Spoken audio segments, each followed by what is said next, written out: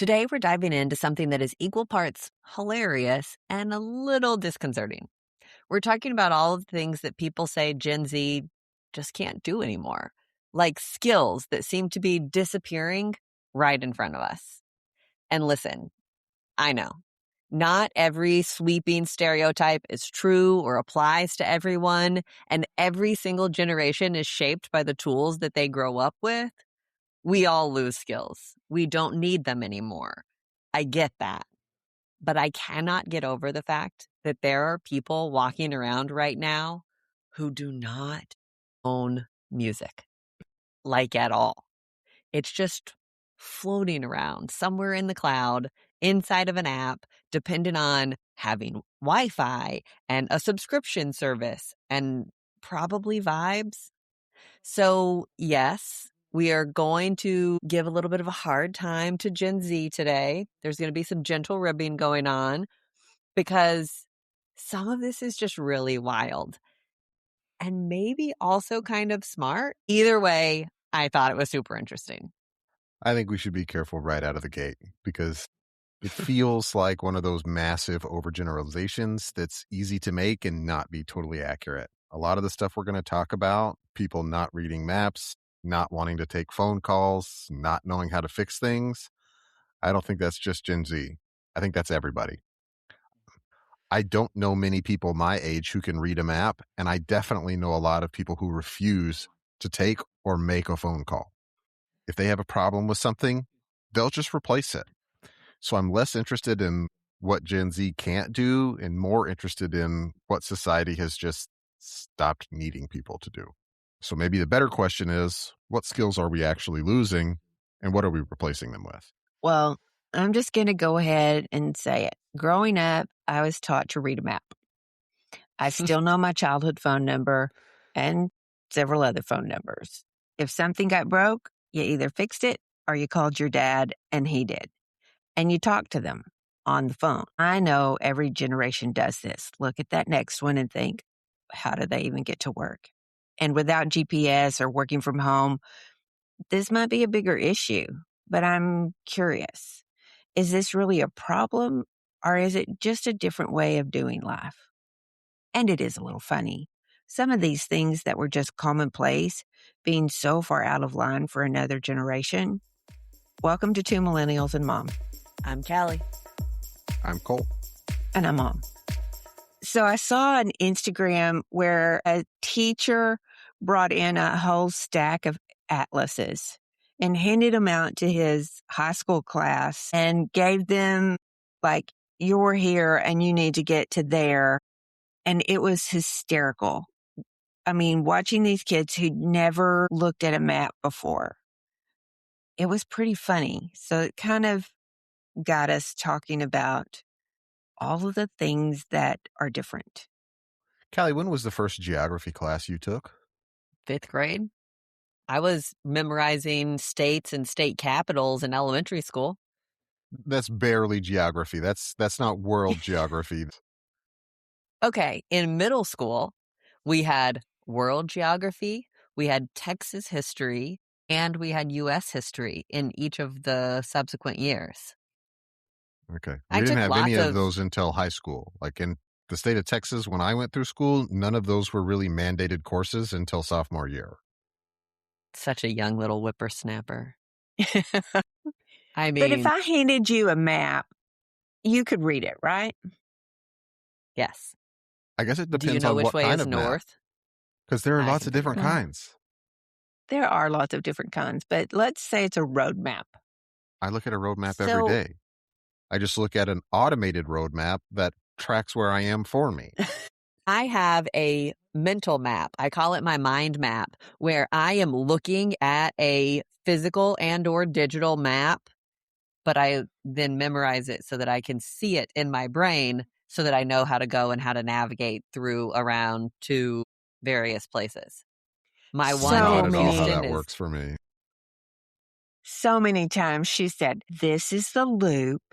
This is where this we is are. where we are. This is where This- this is. And if you take this to get over here, because I can see it all in my brain based on an actual map. I call it inputting data as I'm going different places.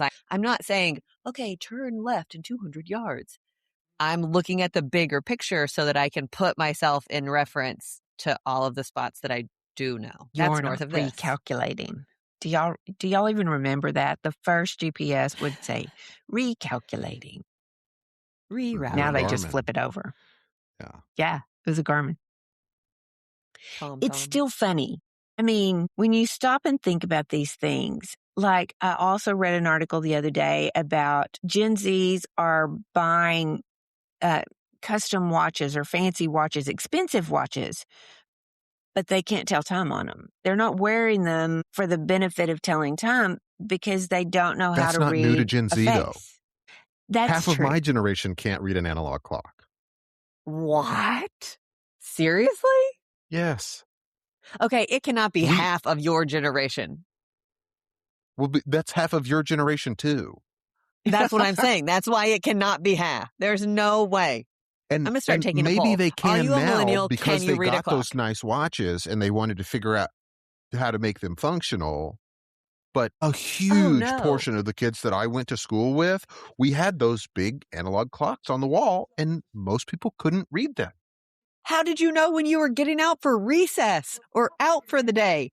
I can still, to this day, if I need to calculate seconds or say, okay, it's in 10 seconds, I think of that clock that is on the wall of my school classroom, and I can hear the second hand ticking.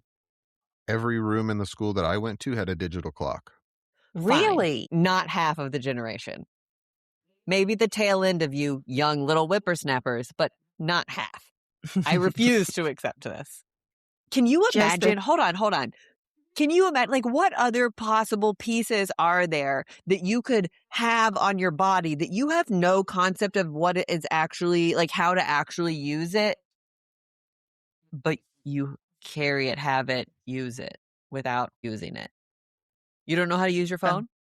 I know how to use my phone, but very few people know how to use their phone to, like, the maximum extent. Well, now you're just talking about baby boomers. Am I wrong, though? Did I lie? I'm not talking to you anymore. So then there's this thing called vinyl records. So, I mean, I didn't call them, they were LPs.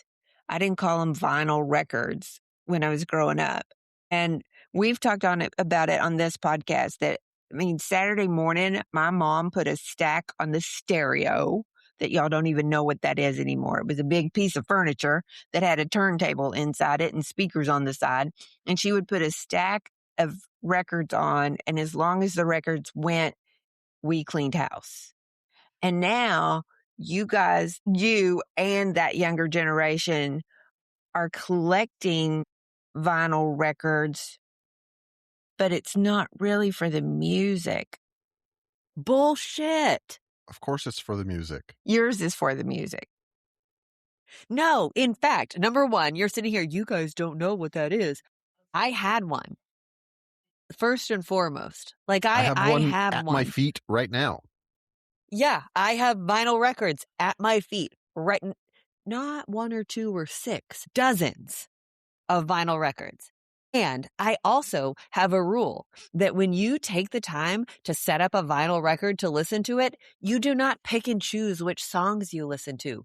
You listen to all of side A and all of side B, and then all of a sudden you discover all of this fantastic music that never plays on the radio because it wasn't a single. That's true. That's Trying to throw us under the bus. Girl, please. I'm just trying to I'd think rather what have an else there could infinite be. playlist that will never stop. It will never run out. It will literally play continuously. And I could basically get it pretty close to the point that it would never repeat a song. I'm just telling you, I'd still be cleaning house if that were the case with my mom. You were waiting for the end of those records. We were waiting for the end. Yeah. So, no. And then I was talking to a friend the other day, and she was talking about her daughter is collecting cameras. Film cameras. film cameras. And I said, oh, is she going to be a photographer? And she said, no, she's just collecting them. They think they're really cool, They are cool. but they're a tool. They have a purpose. Sure, but lots of collectors Like collect watches. tools and don't use them. That's not new. What's a You have museum? a point. I was going to say, we have always had a thing. We said this about cars and everything. We've always said this thing. We are not an automobile museum. Everything gets driven. Everything gets used. And maybe that is part of my like minimalist mentality. You don't just keep things around for prettiness. It has a purpose. I mean, some people do.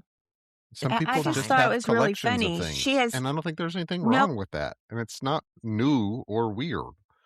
Some people also don't know how to read a clock and or a map. Some people are weird. Oh my goodness. I don't think So having a collection puts you into that category. Eclectic or eccentric, maybe. If you don't know how it is used or what it is used for or how to use it, I think that is weird. What about a rock here's the collection? thing. You can use it as a paperweight. I could understand That's what somebody they're who got for. interested in Is it? photography. Is that what rocks are for? Yep. Okay. It's my story and I'm sticking to it. You stick to it all you want to, sister. I'm sorry, Mom. You were saying? Never mind. I don't even remember now. So at what point does something stop being a tool and start becoming a decor, a costume, a facade? When you I want it guess to. when you want it to be. What about crappy antique furniture? answer. That's a collection. Do you not But sit it's on it? normally used. Sometimes it you has don't. a function. Sure. But sometimes the art that you hang on your wall, that's just to look pretty. It's to be enjoyed. It's sparking emotion. That's what the purpose of art is. Maybe a typewriter as decor does the same thing for them. You don't get to decide what other people think is art or is pleasant to look at. That's true. That's true. You're right. I'll give you that. Okay, the typewriter thing makes me feel really old. Well, I mean, I would say my first job out of college was selling memory writer typewriters for Xerox. Every office had a typewriter. And the ribbons and the return and the sound. I mean, it was classic. Now we have things that work. Typewriters worked too. We've now added we have to the things that are efficiency. more efficient. They probably are more efficient. You're probably right. But let's go take that to the next kind of level, if you will. So think about efficiency in terms of navigation. We were, as millennials, we were MapQuest kids. You looked it up on the internet, you printed out directions. So that took time. You had to be somewhere where you had internet access to a printer, access to the internet, know what the address was. You could probably look it up if you really needed to. It would not be as easy as it is today, but you could look it up.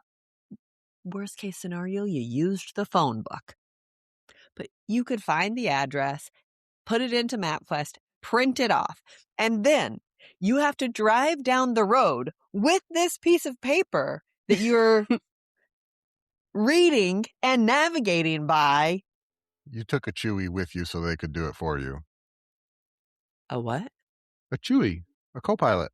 Oh, I've never heard it called that. So I had the kind that folded into pamphlet size. And then when you opened them up, they were 3 feet by 2 feet. You put them across the hood.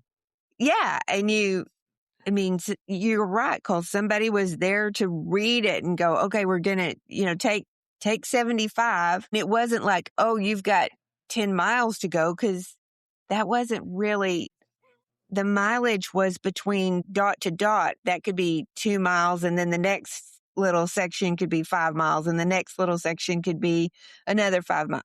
But it didn't but there say, were road signs. And so you say, okay, I'm taking 75 to 45. True. And you weren't staring at your phone the whole time, so you didn't miss your exit. True. True. But I'm just thinking, could I hand somebody in that younger generation one of those maps and them have a clue what to do with it or how to No, but read it? they would Some have of them. a heck of a shade. They would what? A shade. What am I I supposed mean, to don't do get with me this huge wrong. piece of paper?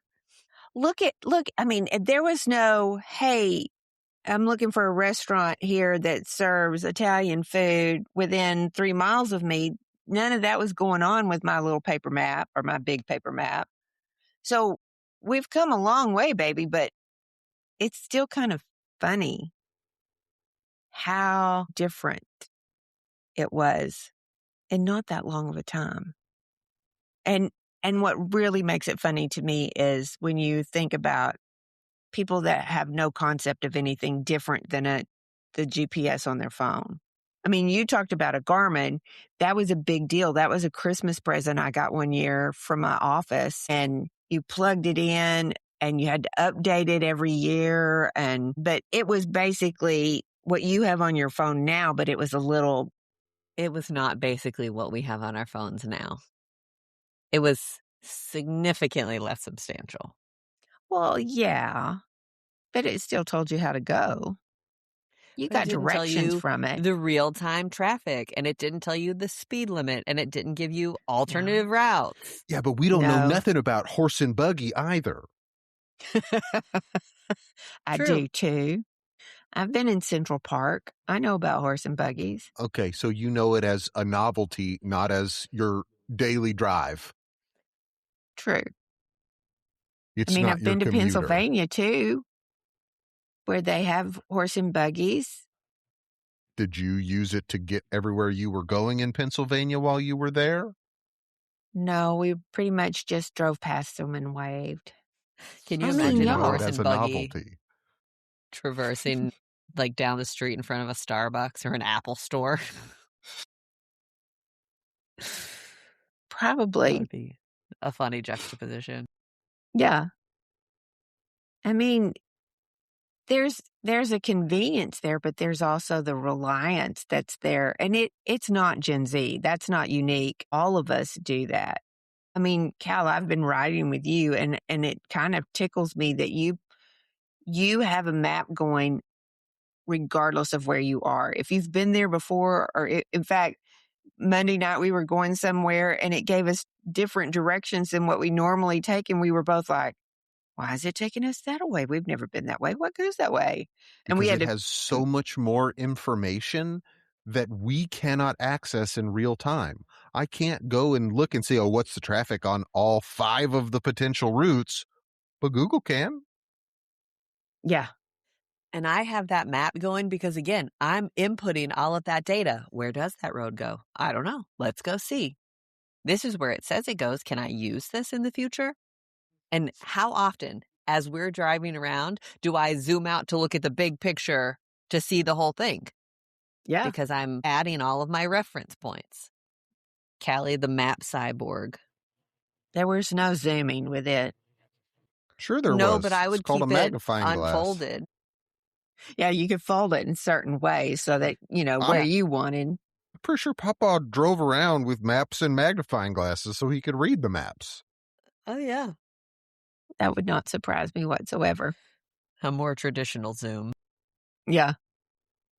But I do remember, I mean, That's what the pre-map, zoom what button was is it based called? on. Yeah. What was the book called? Because Dad used that all the time. It was a book, and it was sections instead of the great big map. It was a book, and you could turn the map. Wow, I can't remember what it was called, but it gave you numbers and letters. If you wanted Because it to was know where, quadrants.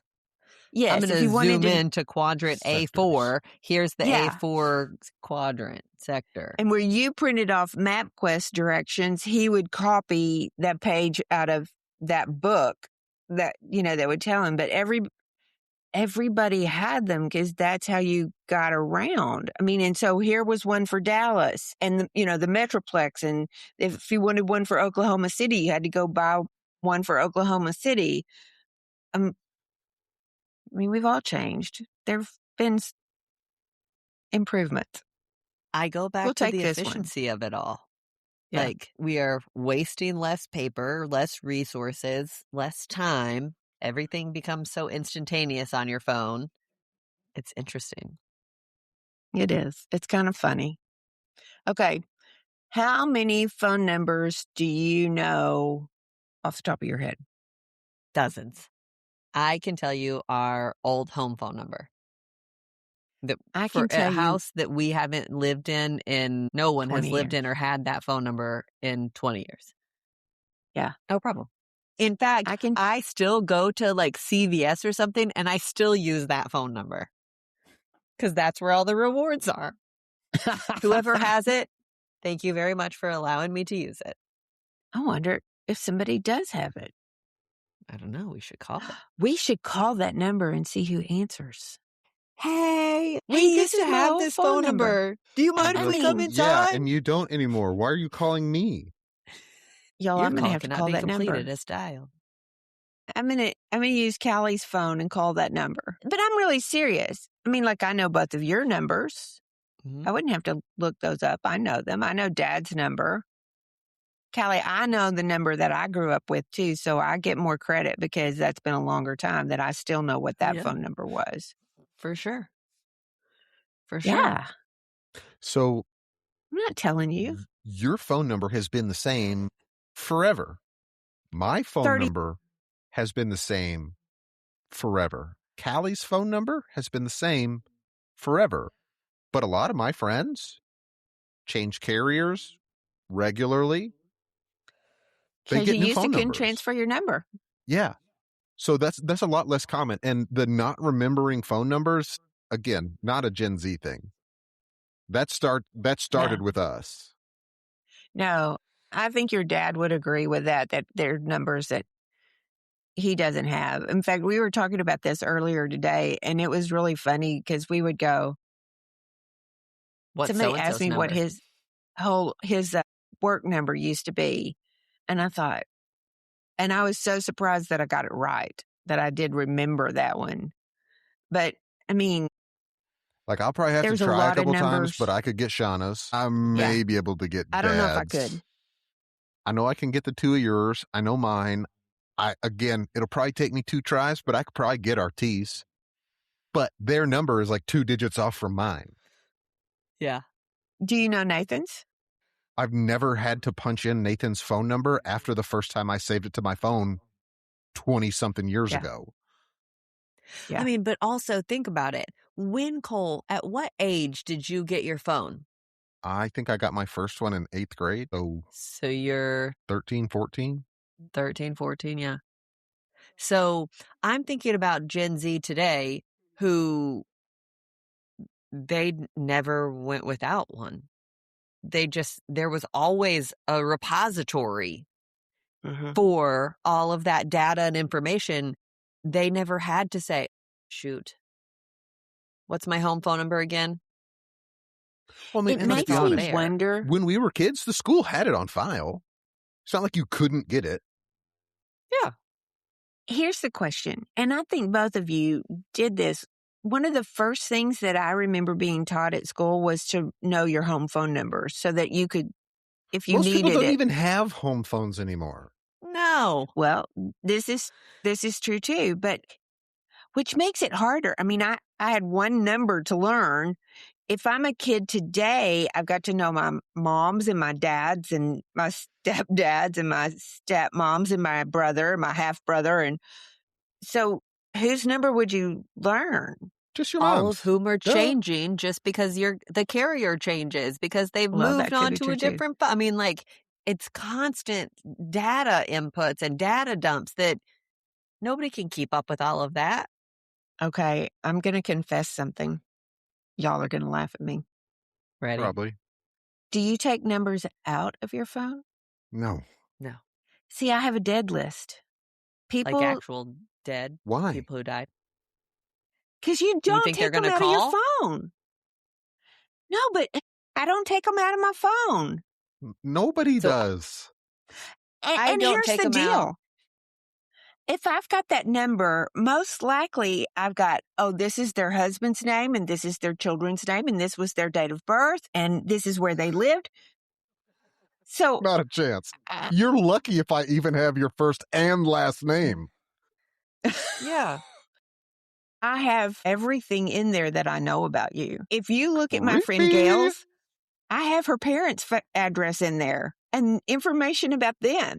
I mean, So you're just as guilty of using your phone for identity storage as Gen Z. I am. Who knew? I think it's so a funny. couple of years ago. So, I mean, I'm talking middle of high school. I got a phone from my friend that used to be his phone. So I had all of my contacts that were saved to my SIM card and all of his contacts that were saved, because back in the day, you would save it to the SIM card and to the device.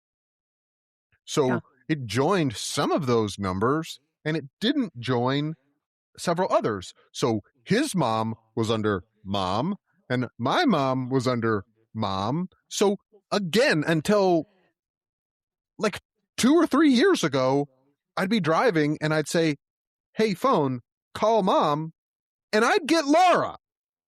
Somebody. So it's so funny that you say that, because our mom, who's sitting here on this, is saved in my phone, because I don't just have mom. I have JQ's mom or Garza's mom, and that's what they're saved, because I don't ever change anybody's name. Jess, if you're listening, you are still saved in my phone as Jess, Trey's girlfriend. That's just nothing ever changes. But she's under her maiden name for me. I had all of these people who I had their mom's phone number, and so it was so-and-so's mom, and some of them had their name, some of them did not.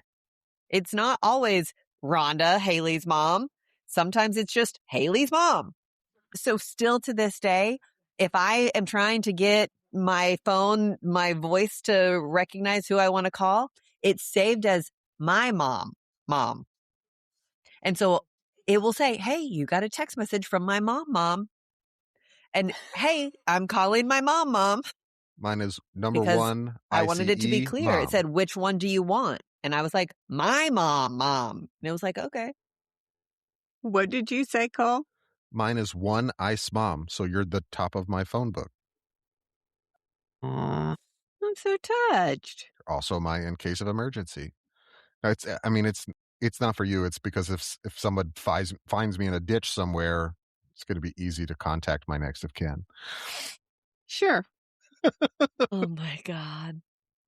Gosh. So moving on from digital Rolodexes, if you will, I'm so glad you used that term. I was going to ask you if y'all knew what a Rolodex was. Yes. Of course. Okay. In fact, I looked it up on Amazon the other day, and I was like, I need a Rolodex. I wonder if they have them on Amazon still. Because I have a Rolodex. Cards. It's called my phone. I use Why would you business want one? cards. I'm in sales. I don't want everybody in my phone, because as we just discussed, they're going to stay there until my phone and I die. They'll still stay in yours. My phone, even after death. My phone guy from 20 years ago is still in my phone. And every time I see his name, I think, I like him.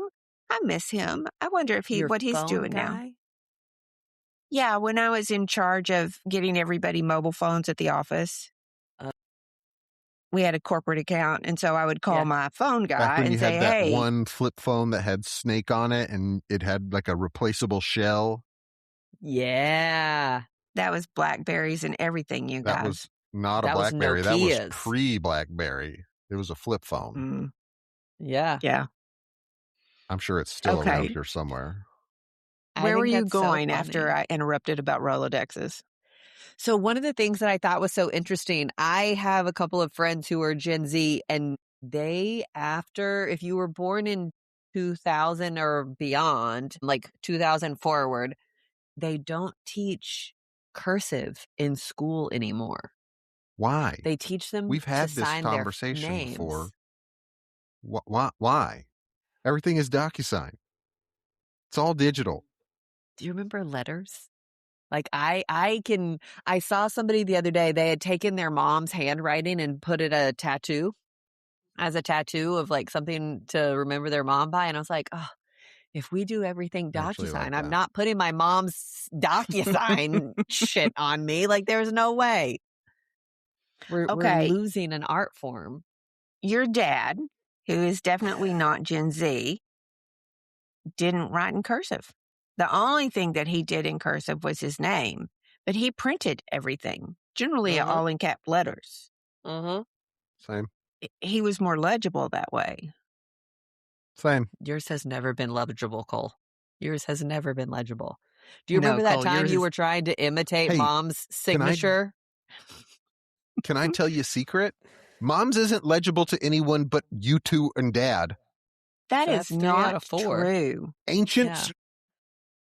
3 out of 8 billion.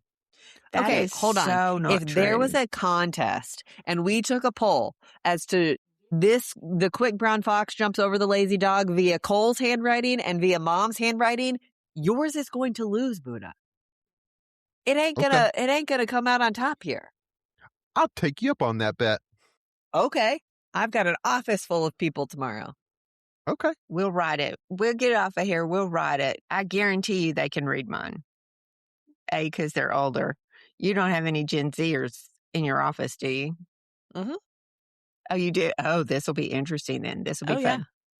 Oh, yeah. I think we should The other write thing- different sentences, to be perfectly honest with you. And you have to show them Mom's Okay. first. Deal. On a scale of 1 to 10, how legible is this? That's what I'll say. And we'll see. We'll do a whole scorecard, just like the Olympics of handwriting. I'm winning, bud. Okay. Just saying. So the other funny thing is in written, quote unquote, communication or digital communication, Gen Z's getting a bunch of flack about their email tone. We've talked about it generally before about how it's really hard to get tone and inflection via a text message, right? And Well, especially when via you're like digital writing communication. professionally. Like when you're, and I don't mean that as like being an author. I mean like writing an email to your boss or Yeah. to another colleague. Yeah. Gen Z is getting so much slack about it either sounds super, super buttoned up and professional, like a legal document, or like they're texting their buddy and there's no in between. Because they don't use punctuation. Or capital letters. It's really weird. Now, I was literally, I mean, I had music going today and the song titles were all in lowercase letters. And I was like, this is strange. This is a stylistic choice that I do not understand. Why? Why That's does anybody care? That's funny. Now, of course, Why do you? we're going to use AI to write our emails. I'm waiting for the time, and I don't think it's very far off, that I'm going to sit here in my Outlook and I'm going to type my little message, and there's going to be a button that says, hey, Copilot, rewrite this for me. I'm not even There going to have already to is. go out to something else. It's going to be right there. It's already integrated. Yeah, it already is. You're missing it. Yep. I mean, but that's the whole thing. Kind of carrying us forward still. I think that we have become so reliant on digital media, on technology. I mean, what happens when the Wi-Fi goes out? What would it look like if there was no Wi-Fi in the whole country for a week? Everything would be on fire. Gen Z Some can't even people get would on starve. the internet. Yeah. I'm just talking about Wi-Fi, not even no internet, just Wi-Fi. This is their only computer that they have, unless they're I don't gamers. think that would be, if you give them their phone, I don't think that's going to be as big of a deal. No, but their phone doesn't have data. They can't get on the internet on their phone because Wi-Fi is gone. It's a brick, and Snake is not on phones anymore. I mean, are you talking about like mobile data is gone as well, I'm assuming? Yeah. So the internet is gone for a week.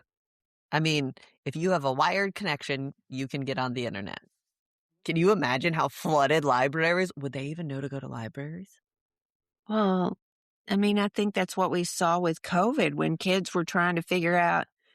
I mean, people were pulling laptops out so that their kid could go to school during COVID. I can't imagine what people would do today if their phones went away. I mean, think about it. That's your banking. That's your communication with somebody else. That's your GPS. That's your calendar. I mean, if Your you watch, your just, alarm clock. yes, if you took that away, I just feel like everything would come to a screeching halt. Yeah. I don't mean this mean, but there's a group of people who wouldn't even know how to function without it. Yeah. I mean, How do here's the you thing. think you would fare? I know a little bit about a lot of stuff, but the world came to a screeching halt tomorrow. I'm in trouble if I'm by myself. Let's be honest. All of us are. That's what I'm asking. Like, how would you fare? I Mom mean, I has a guess it wall of kind of books. depends. She'll be fine. Like, am I here? Am I at I'd my have house? to read a real book. so turn the Gen pages. Z, your Gen Z is showing. And because that's a funny thing. When Kindles first came out, I didn't want one because I thought this Okay, boomer. is hard. I'd just rather have the book. It smells good and you can feel the pages and you can see how far you've read. And today some friends gave me a hard copy book and I thought, I don't even know how to read this because you can't read it at night, which is where I read because, I've got a backlight on that. And so it is so much harder. And just because I know where I came from and where I'm at, it's so much harder to read a hard copy book today because I'm so Kindle Literate. centric. Yeah. When Kindle first became a thing, it was cheaper to buy the hard copy and get the audiobook and the Kindle version bundled with it than it was to get the Audible and Kindle version. Mm-hmm. So I have several hardcover sleeved novels that I've never opened, that I've read multiple times. And think about this. That means if all of your books are on Kindle, there's no library. That's what I was saying about music. It doesn't exist for so many of them. And that's not even just Gen Z, but people in general. We have become so reliant on having digital cloud versions that live somewhere out in the ether, not with us. And I mean, assuming everything is okay, that's fine. But what happens when everything isn't okay? Yeah. I mean, Yeah. we're all screwed anyways. I think, oh my God, I don't have an iPod is going to be, now I sound like the boomer. Oh my gosh, I don't have my Spotify. I don't have my Pandora. It's going to be the least of our problems. But I get what you're saying. I just think it's going to be really quiet. You can make your own music. I mean, yeah. I mean, it's really interesting to think, would we revert? I mean, would we pick up a book and write a letter and make a phone? Well, you can't even make a phone call because, like you said, Cole, most people don't have home phones anymore. So if you're relying on wireless technology, yeah. It's a really interesting thought. I'm even sitting here thinking one of the things that came up in our research for this episode was that Gen Z doesn't know how to cook. They only know how to assemble meals because they're watching videos on TikTok or wherever on Instagram saying, okay, then you add 1 pound of chicken. Okay, now you add chicken broth. Okay, now you boil it for 47 minutes. And they don't know how to put things together. If I put pasta in the water, I could just have pasta. I don't have to make a whole viral sensation pasta bake. I don't think that's unique to Gen Z because most of the people that I know don't know how to cook.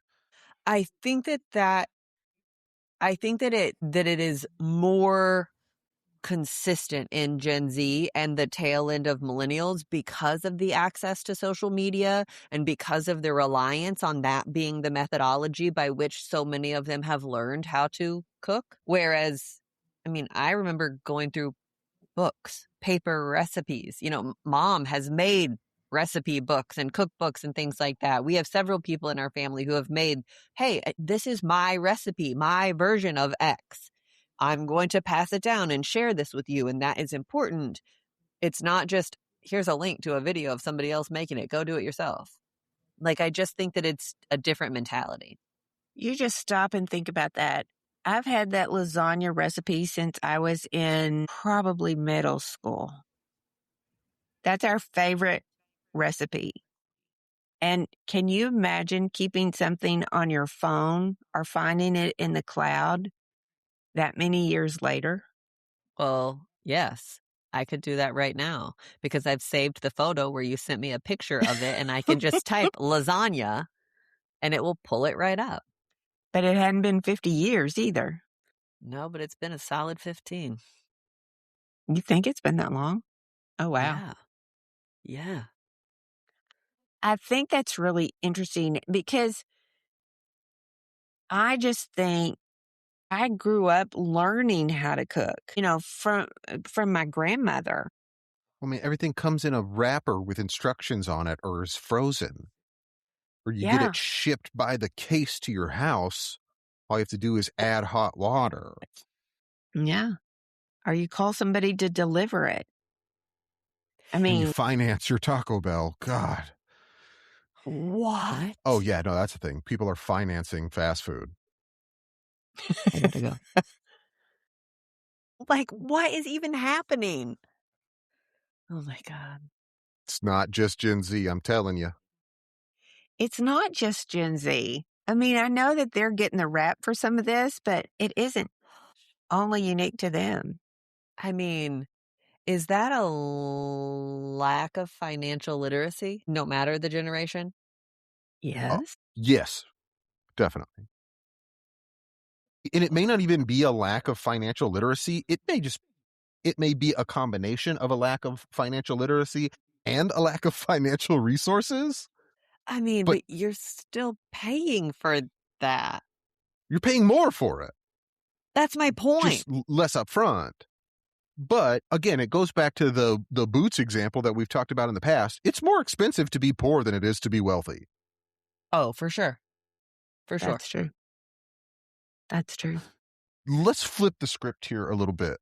What does Gen Z get right? Oh. I I mean, think obviously they're more technologically advanced. It's easy for them. I think that will continue to proliferate with every new generation. They're going to Until we're get better and more cyborgs. comfortable. Yeah. Yeah. Until we are the technology. Yeah. Yeah. Because it's adjusted so much. I mean, even as simple as a new iOS. iOS system, it just wouldn't come out. Even if there's a new iOS system that makes me go crazy because it's moved this from the top to the bottom. I think that generation is so used to that they don't More even adaptable. fumble. It Yeah. annoys me, but I can pick it up in a day. Yeah. I'm still mad I about don't. the Apple Photos changes in the last several iterations of iOS. And I'm going to keep talking about it until it is fixed and it doesn't suck anymore. This one's for you, Mom. Okay, Boomer. I can't remember who the new incoming CEO of Apple is, but whatever his name is, fix this. Get on it. Stay off my lawn. Don't worry about AI. We want the photos fixed. No, we're about AI too. Oh, okay. You got a couple people. Deploy some teams. They'll be fine.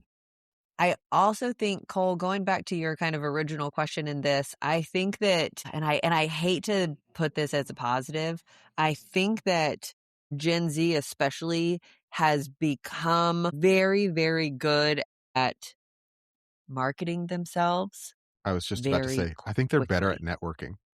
Oh, I don't think they're better at networking. Why do you think both What's your the difference between points? networking and marketing yourself? I think networking is a two-way conversation and relationship of some kind. Oh, hey, I know somebody in that industry. I can call them versus they know of me. You don't know that they know of you. So why do you think they're better at marketing themselves? because everything is online. You have to have something to show for who you are. Everything is put out there, and that's how especially their world kind of revolves. You have to make a name for yourself, and you have to be a brand that So people what can if you're get on not? board with. What if you don't have that? I think you get lost. I think that we're watching that happen in real time with especially the male loneliness epidemic. Nobody knows me, Oh. and I don't know how to explain myself to them, so I'm just gonna sit here in my mom's basement by myself for the rest of my life. Well, that kind of brings me to, is it just an influencer persona, or is it their real persona that I think that that you get to varies see? pretty widely from person to person. I would agree. I would Interesting. agree.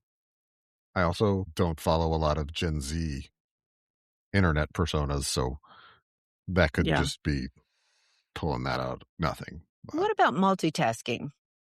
I mean, we all hear that you're not supposed to multitask. You need to focus on one thing, but that's a generation that's never never had that. half-ass two things when you can whole-ass one thing. But do you think I that's what they do? I think that we are further emphasizing hustle culture. You always have to be Mm. going and doing and faster and better and stronger and smarter and more efficient all of the time. Like, I find myself, you know how when you're on Instagram Reels or TikTok or whatever, and you can hold the screen down to make it go twice as fast to watch a video? Didn't I know find that, no. myself I find myself doing that in other aspects of life. Okay, I like this song and I want to hear it, so I don't want to skip it, but let me just fast forward, like make it go faster really quick. And it's No. irritating to me. Yeah, that's weird. It's super weird. But I find myself doing the same thing. Okay, these lyrics are not going fast enough. Move faster. Hold it down. Oh, it doesn't work here. A YouTube video. I want to change the playback speed so that I can get through it faster. And it's irritating to me. I am irritating to myself in these instances. I'm like, you're not in a hurry. Why are you rushing all of this? Be still. Be here. Till life's no If fun. I All you mean, gotta do is live and die. He's just you're full of an quotes idiot. today. Song lyrics. You know, it's really interesting your mention there on hustle culture because, like, I just Googled Gen Z statistics, and one of the ones that I noticed is like mental health is very important to them. 92% of Gen Z graduates want to discuss mental health at work. If that's the case, why are you so entrenched in hustle culture? Relax. I think, and we've talked about this before on I want to say our Blame Millennials episode, but I'm going to kind of give a little bit of that credit to millennials. We came out and said, hey, we're not just shoving everything under the rug, sweeping it under the rug and cowboying up. We're going to talk about this. We're going to go to therapy. We're going to have these hard conversations because we watched what it did to our parents and our other people in our periphery. And I don't want to do it that way. I don't want to be that. I would like to find a solution rather than just move on and hope that it goes away. And so I think that I credit millennials for starting that. I think Gen Z has taken and run with it. And Cole, I think in that episode, you even talked about how you feel like people, not they, Gen Z specifically, have taken it too far. Everything has become so emotional and so emotionally charged all of the time, which I don't think is unfair. And so I think that, again, it's that pendulum. I think that we need to draw some of that back. There are feelings and emotions that you can have that you don't have to share with the world, with your however many followers, with every single person that you come to at work or on the street, with your Starbucks barista or your independent coffee shop barista, whoever you may choose to go to. And I think that we as a society need to be more precious with our own privacy. And I think AI is a big part of that. We're putting all of this out there. I was just talking to somebody today.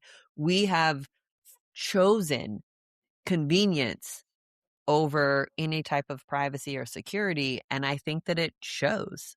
I think Well, that there's brings more me to to it this. than that even. I think people need to recognize that just because you feel an emotion doesn't mean that it's right or that you have to act on it. I agree. That anybody else cares. Yeah. I was going to say, I think that because you are so connected to your phone that you don't ever get off. You work 24/7. Constantly available. You're available 24/7 for work, and I think that's going to get old really fast. I think you're more guilty of that than I am personally.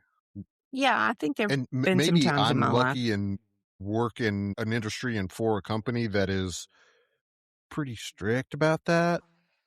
I don't get calls outside of work hours. No, you really don't, but I think you're an outlier on that. I think that your I job think, is an outlier on that. And that may be And I think that fair. your job is an outlier on that due to the redundancies that are built in place naturally, but that is not the case for everyone all of the time. yeah. That's reasonable, but I know people who work in industries that I used to work in that we'll be sitting there talking to each other. They'll get a call from work and they'll say, "I'm not at work right now." Voicemail. Good.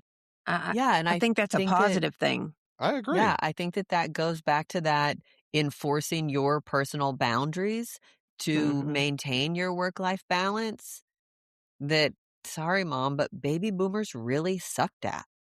So you think that even though you've got your phone in your hand 24/7, that you've drawn the boundary? You think the boundaries are better and that you're not as reachable?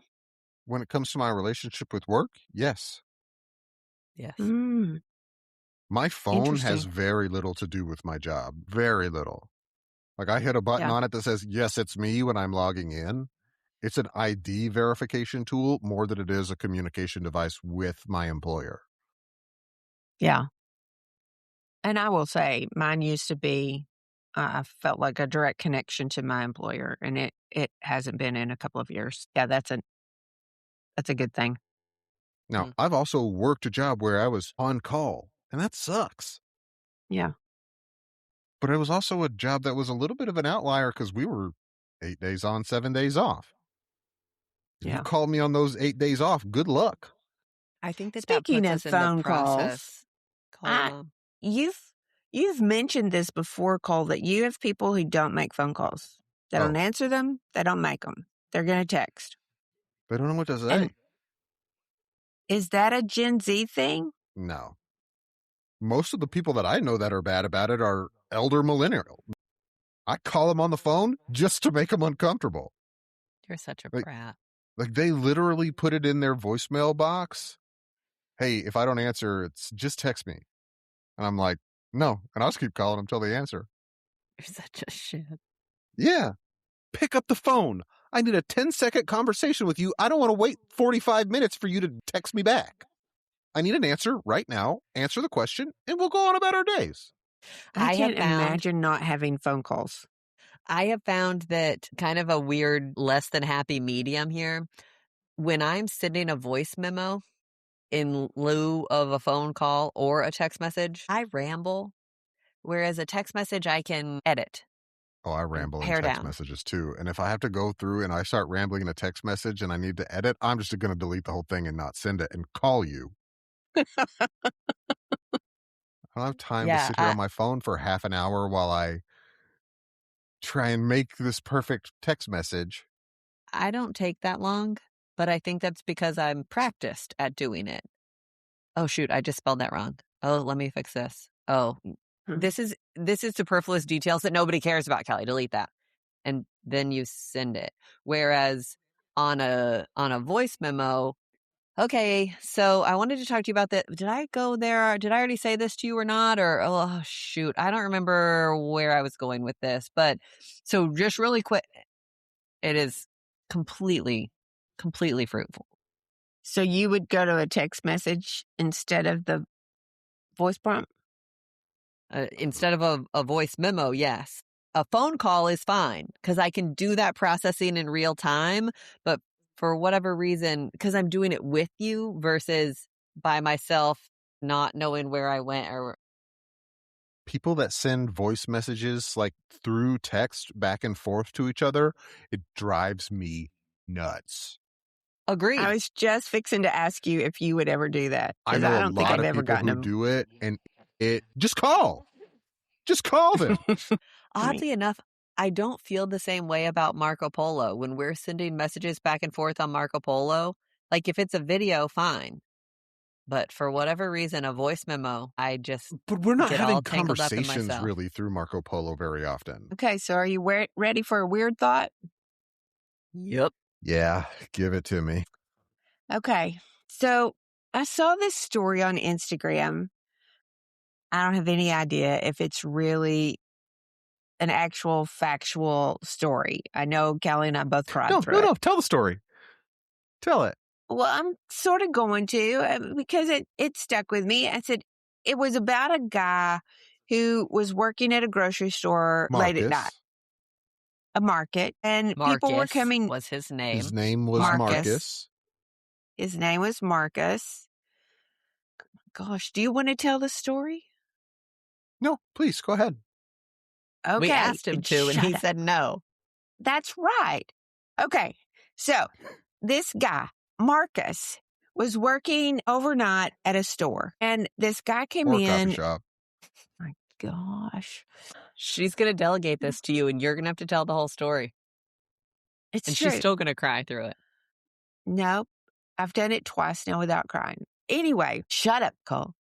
He was working late at night at a store, and he started through a series of events. He started writing notes on the back of the receipts that he was handing people. There was a woman that came in to buy cat food at 3:00 in the morning, or there was a girl that came in and never spoke to anybody because she had earbuds in. And then there was this man who walked in and looked at his receipt, and he said, could you just write something on this to prove that I was here and that I talked to another human being? And the guy was kind of like, okay. So he wrote, have a good day, Marcus. And the guy said, I haven't talked to anybody in 6 days. And Marcus got to thinking about this and what that would mean. And so he started handing them out to all of his customers. He would write a note on the receipt, and people started the part that made us cry is that the woman that came in at 3:00 in the morning realized that he was writing them and showed him a picture of all of the messages that he had written her that she'd put up on her refrigerator to remind her. She was going through a tough divorce, and she wasn't, she needed some encouragement. And Marcus's words on the back of a receipt were all that she was getting. She just, it meant something to her. And so here's the weird thought. Could something as simple as a few words from a stranger actually change somebody's day or even their life? And more than that, are people who feel invisible and lonely and disconnected more reachable than we think just by a simple act of humanity or kindness? The story Cole, goes I on know to you made fun of us about this story, but it was moving. If simple It's a sweet words like story. you But matter. it's a story. It's emotional manipulation. It is. But to what Point. gain, though? Regardless, if you don't know what the product is, you are the product. if I lie to you, but it's for good, is it not a lie? Still a lie. Yeah. I understand that it's sweet and it has a good concept. It just doesn't pass the sniff test for me. Cynic. Sure. It doesn't even make you feel like you need to try to be more human. I am plenty human enough. Trust me. I thought it was an interesting, weird thought, despite what Cole has to think about it. I also think that you could take it just a little bit further. And we've mentioned this before. Like, if you think of something positive or you have a positive thought that crosses your mind about someone else, like, what's the harm in sharing it with them? I Yeah. really like your dress. I think you look beautiful with your haircut. And you don't have to make it weird and you don't have to be awkward. But at the same time, I think that those words of encouragement, what is it? Nobody's going to remember everything that you said, but they're always going to remember how you made them feel. Like the girl with all of them on her refrigerator, she can't recite every single one of them to you, I'm sure, but it made an impact on her that she all of a sudden didn't feel so alone. Yeah. And I think that there's Fill the power in void. that. Yeah. I went to a funeral this morning, so I was dressed in my black and dressed up, which is a little unusual these days that, I didn't have leggings and work from home clothes on. And as I walked out of a restaurant today, a woman did that to me. And all she said to me was, "You look pretty." She didn't know I'd been to a funeral. And all of a sudden, it just changed the impact of my day. It was good. Yeah. I got a good news story for us. Okay, give us. So give me just a second and then I will get to the good because it starts off with some not so good. So there was in Oklahoma an ex-graduated student who walked into his high school with a gun. And upon him entering, the principal, Kirk Moore at Pauls Valley High School in Oklahoma, the principal stepped into a moment that nobody wants to face. When this armed kid showed up on campus, Kirk didn't wait. He charged him and essentially tackled him, bear hugged him, and he was shot in the leg in the process, but managed to disarm this guy before the situation could escalate and turn into something far worse. And because of his actions, no one was killed. And he was okay. Like I said, he was shot in the leg and he was okay and is fine now, but he saved a bunch of people a lot of trauma and heartache and some lives, I'm sure. And so then a few weeks later, prom season comes a knocking, and all of the students that he had protected decided to honor him in the most high school way possible. They voted for their principal to be prom king.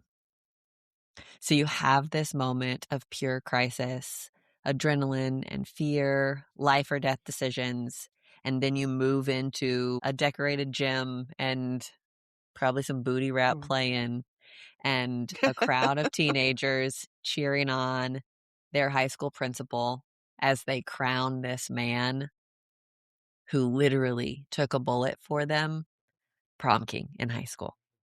And I If just you thought have it was, not seen the video of the tackle, it's pretty amazing. he does not hesitate. He is And he's not a not young man. sheepish about it. He runs and grabs this guy Yeah. without any He hesitation. basically just sits on him. Yeah. He can't do anything else. Knocks the gun away. Somebody else comes and grabs the gun and takes it out. Mm-hmm. And he sits on him until the police arrive to come and take him into custody. Pauls Valley is not a huge community. I mean, or at least it wasn't the last time I was there. So the fact that you've got a high school shooter in there in the first place is daunting in itself. But then to see this video and then to that his students appreciated it and found a way to reward him is really a cool story. Show him that appreciation. Yeah, that's fun.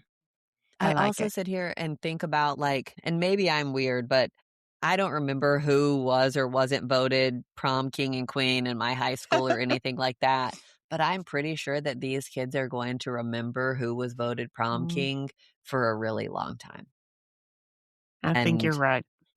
I think that is a really cool Gen Z, Gen Alpha. I don't know where they fall in the line at this part because math is hard, but a really cool way to go about thanking him.